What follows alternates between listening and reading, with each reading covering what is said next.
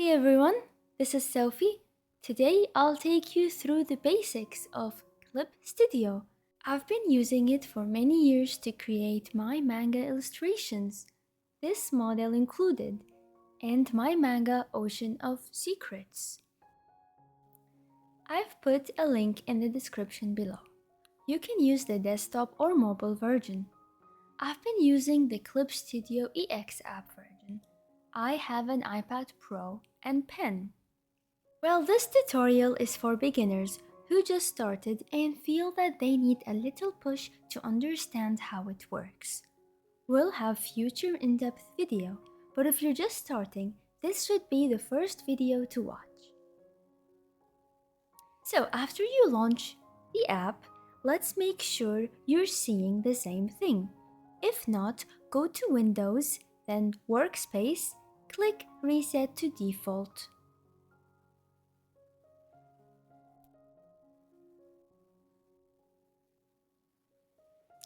Next, you need to go to Files and pick the type of project you're starting.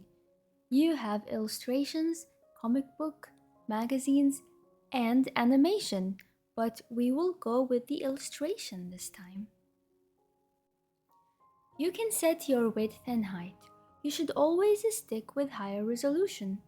1200 dpi is the highest, meaning 1200 dots per inch, which will result in a higher quality art.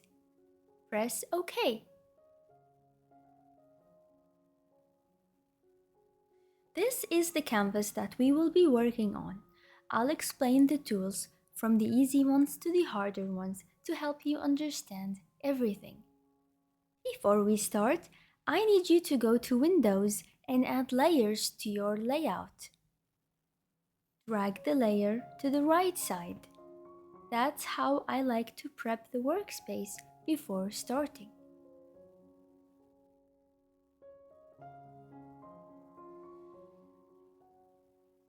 Just like Photoshop, we need to draw using layers. If you're unfamiliar with the term, no worries, I'll explain later. But I like to get the easy stuff out of the way, so let's go. I created a new layer to show you the different types of tools. The first tool we have is the pencil tool. If you go to the subtool, you'll see two categories. So under the subtool pencil, you have many different kind of pencils.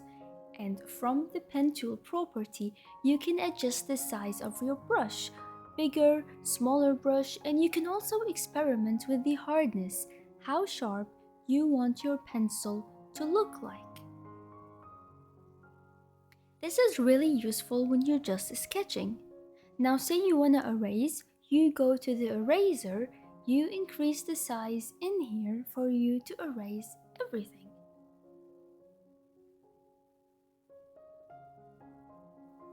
So you've got all these different pencils. You've got pastels, which I don't normally use, but they're there, and these are your pencil sets. You might be asking, where do I use the pencil? You use it when you're sketching or when you're looking for a certain kind of look. So, a quick summary. You see the toolbar here. The first one is your subtool, which is the kind of pencil you would like to use.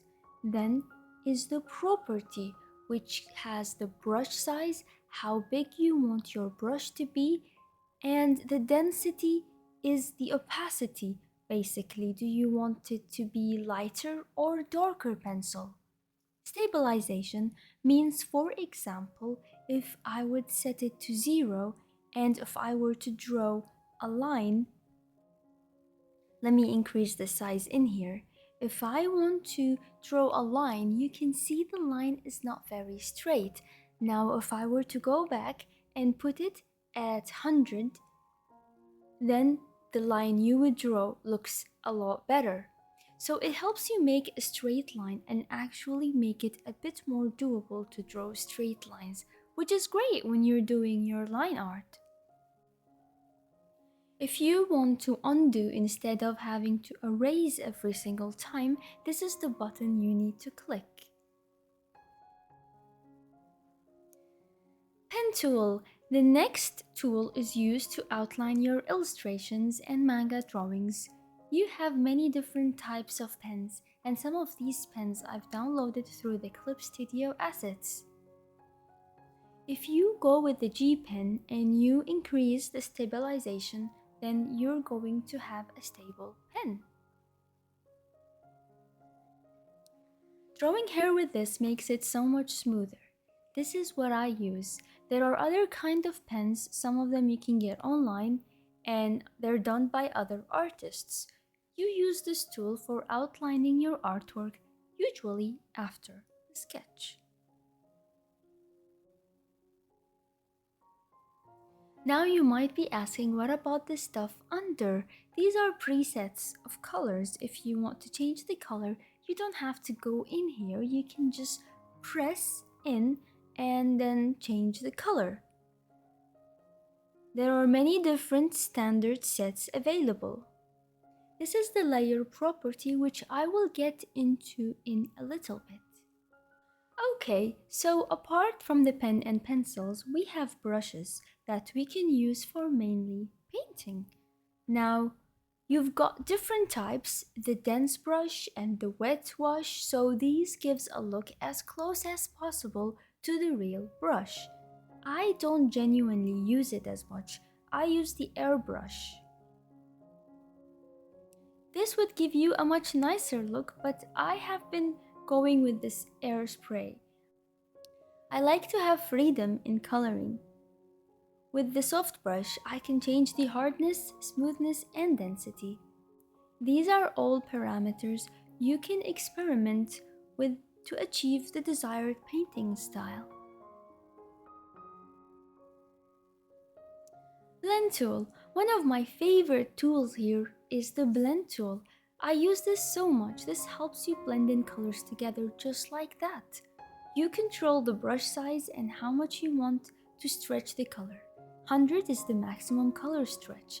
Then there is the hardness, which is how blurred you would like the brush to be. If you set it to max, you will notice the brush sharp edges.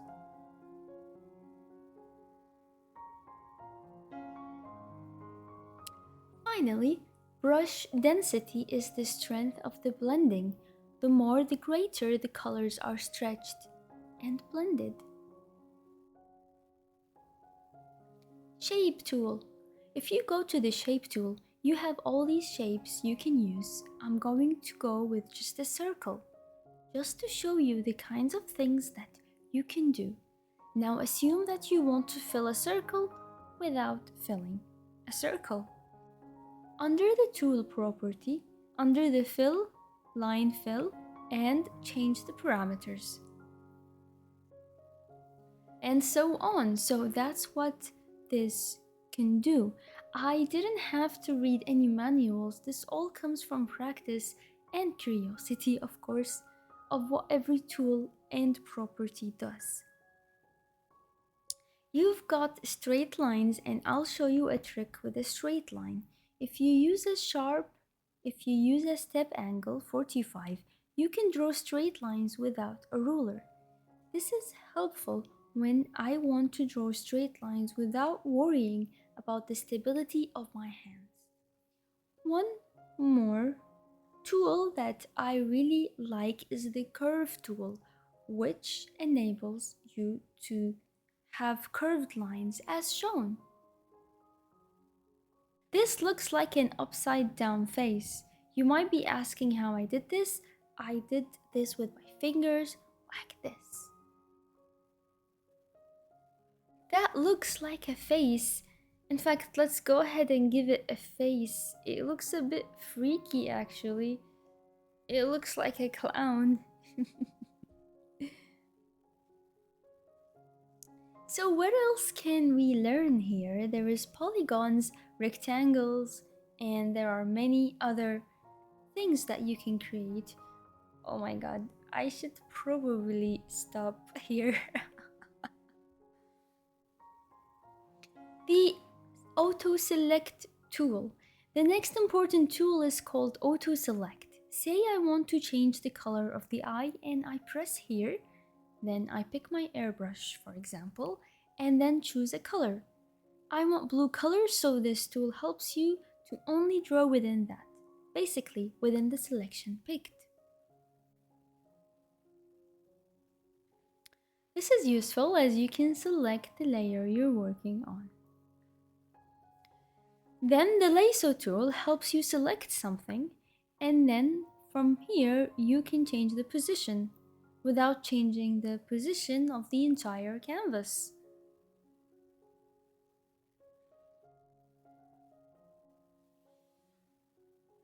The next tool is the bucket tool, so you first got to refer other layers if you're using more than one layer, and then say I want blue color, I'm just gonna click here and then it turns blue. Maybe you want a pink nose, then you press in and make sure you have a boundary, because let's say I draw a flower here, just for example, and then I painted it and therefore it works.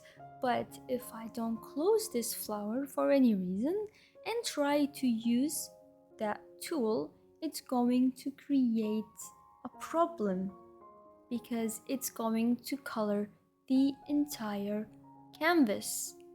And you don't want that. So, this is something that would really help you color instead of having to get your pen or your brush and do everything from start to finish. Okay, what else is great? You've got something called the gradient tool. And I want this canvas to have a sky, so I pick the gradient tool and say I want to have a middle sky. So let me just delete this and go in here. You'll have blue sky, middle sky. Let's go with this, for example, and then just go to the tool. Then all you do is just drag it down and therefore you have this amazing gradient. Now this is a good time to explain how layer works because we have an idea. Let's do it. Understanding layers. First, create a new layer. Let's draw a cloud. I don't like the lines because the stabilization is set too high, so I will reduce the pen stabilization because I want to have these unstable, somewhat wiggly lines to draw the cloud. Okay, so here's a cloud. This is a cloud in the sky on a different layer. If I were to merge these layers together, let's say, assume that you didn't know about layers and you just did it on a single layer. Say you wanted to make this cloud smaller. Oh no, how are you going to do that? Everything is on one layer. You want to make it smaller and still can't retain your background. So if you were to just erase this to make it smaller, if you were to just erase it, you're going to end up with the background canvas, which is white. This is not what you want, and this is exactly why putting them in separate layers help you. For example, I am using the eraser, but I'm retaining my background, and that's the whole point of layers. You want to have the comfort of working on each layer separately while having the chance to actually modify your drawing. In this example, making the cloud smaller and keeping our background. Okay, now the next cool thing is, say you want to work within the small cloud. Let's give this cloud a nice face because this is the cloud teaching us all this. If you want to add shadow to our cloud, what we need to do is add a new layer. I've learned this pretty late because usually I would just go make a new layer, then try to get things together. But now there's something that will make your life so much easier. Pick the color that you would like to use, then select the brush tool, click this clipping button here. Whatever you paint now, you'll be working within the layer you clipped. So this is great for when you're actually shading something that you don't even have to worry about staying within the line.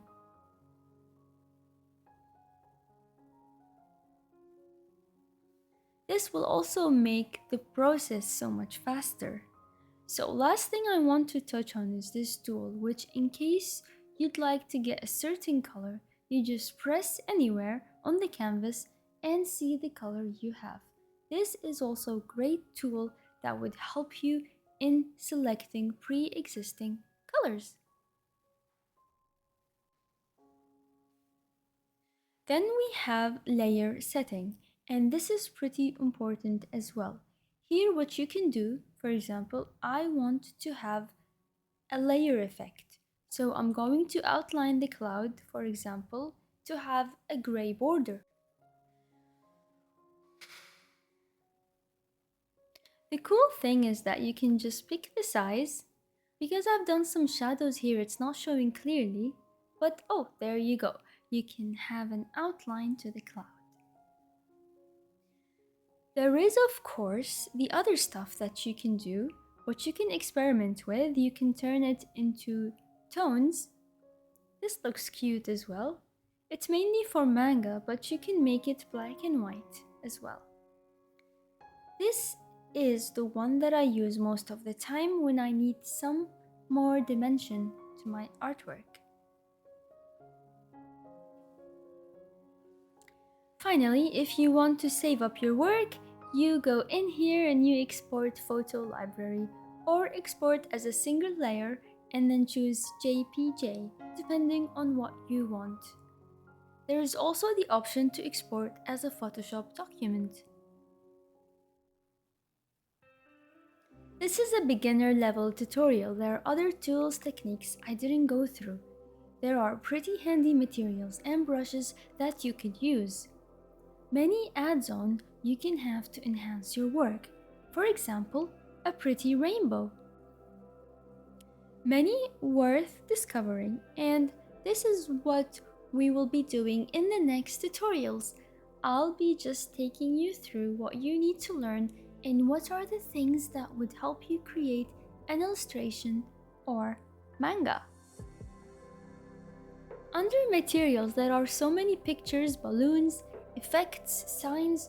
There's even 3D figures and poses and everything that would help you generate a professional manga. Let me know what would you like me to cover, and I'll be making these tutorials to help you better understand it. Thank you for watching. I have animated this model in Live 2D. I can also make some tutorials on that. I recently learned how to use it. I hope you enjoyed this video, and remember to comment your suggestions, and I will see you in the next video.